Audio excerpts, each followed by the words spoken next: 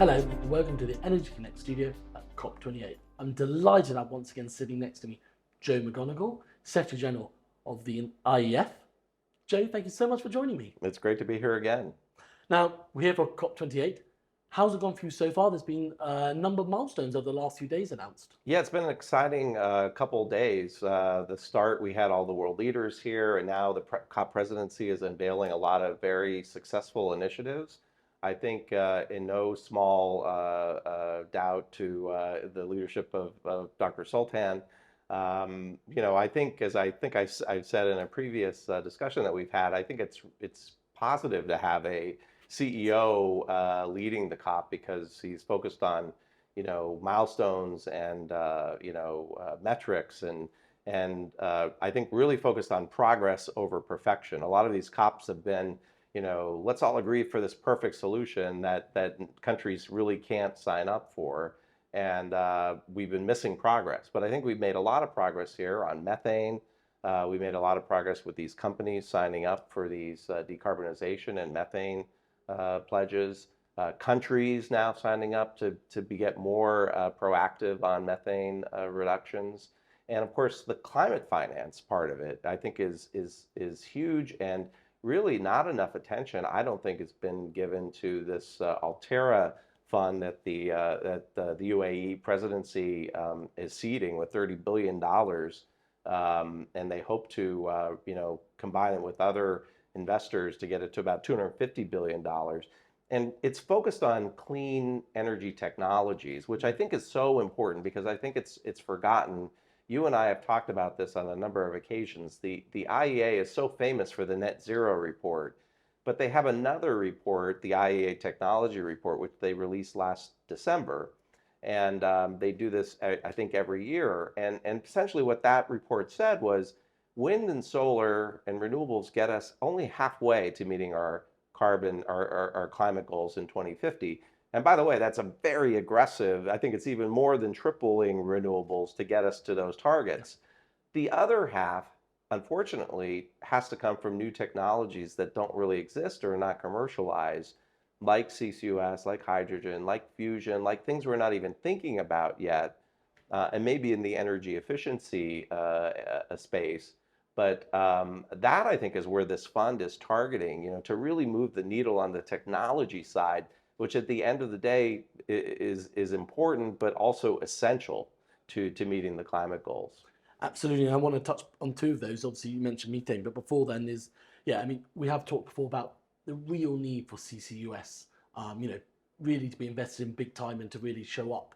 What's your thoughts on that? And again, this fund could really lead to a spurring of investment in CCUS. That's right, I think there's probably by the end of early next year. I was going to say the end of first quarter, but I think you'll see another big announcement similar to this Altera fund on CCUS, investing in CCUS technology. So more focused on CCUS, but I'm sure this Altera fund will focus on it as well. But CCUS is just critical. I mean, there's been a lot of negative discussion about CCUS here, but countries like the United States and the IRA bill has huge incentives for carbon capture, use, and storage. The EU has a big program for CCUS, and so it's and of course Saudi Arabia and Gulf countries here also have it. So there's a lot of countries already moving the needle here.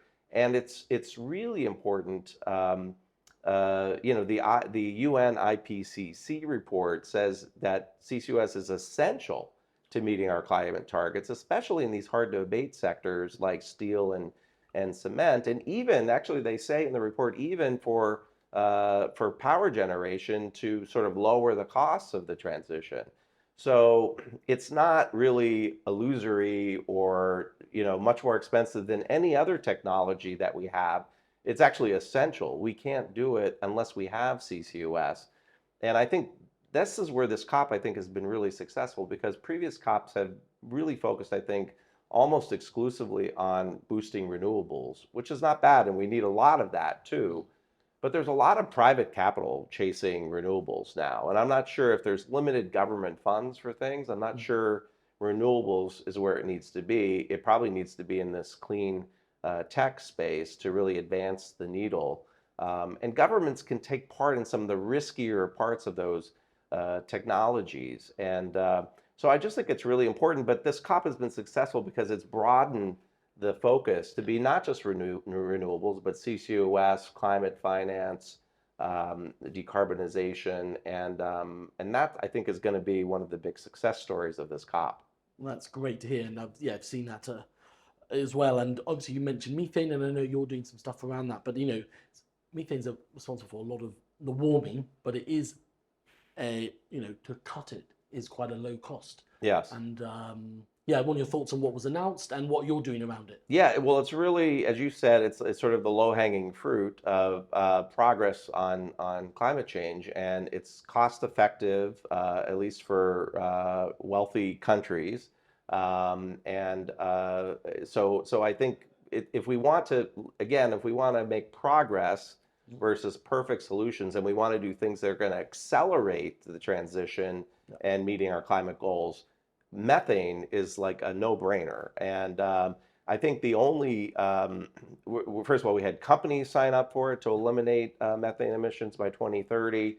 Countries are signing up now for more meaningful targets because methane has been included in NDCs, but there haven't been really specific targets. And so now I think you're starting to see that. And so methane mitigation is really going to help us like supercharge meeting our climate goals. And at the IEF, we did in 2021, we did a methane mitigation initiative with Kairos. And basically, we worked with our member countries to develop a measurement methodology. Again, you can't fix something you can't measure, and it's a very tricky, it's challenging to measure methane. And so we focused on that part of it. We don't want to duplicate what the IEA or OPEC or IRENA is doing, so we looked for gaps where we could add value, and we were able to come up with, I think, a very successful program, utilizing really satellite technologies. Since our report, those satellite capabilities have grown tremendously. So there's even more proactive ways to address it, and we'll be doing more on it as well. Oh, great, Joe. And just before we go, as you said, lots of strong progress. Seems like you'll be leaving COP, in a positive mind frame and sort of leading the way to sort of cleaning up the current energy system.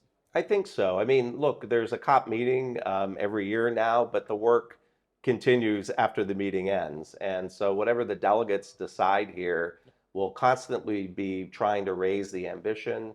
But there needs to be some context as well. I mean, the discussion about phasing out fossil fuels or phasing down fossil fuels, all of that is great, but what comes next? I mean, what is that plan? Is it next week? Is it next month? Is it next year? Is it 2 years?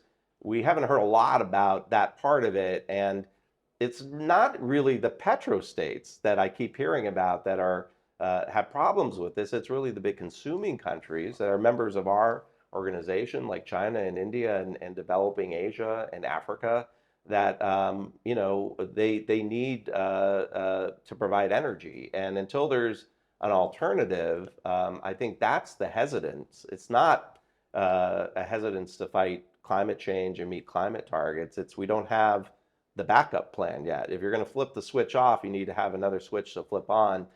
And tripling renewables is fantastic, and I'm totally behind it. Tripling nuclear is really important too, and I hope we actually do more than that. I think the goal for nuclear needs to be maybe 10 times what it is instead of tripling.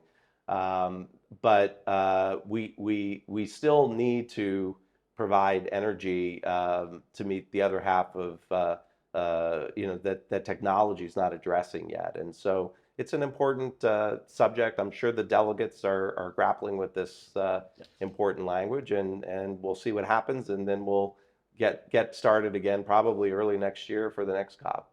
Absolutely, Joe. Really interesting, and just want to thank you for coming down to the Energy Connect studio. Great to be here.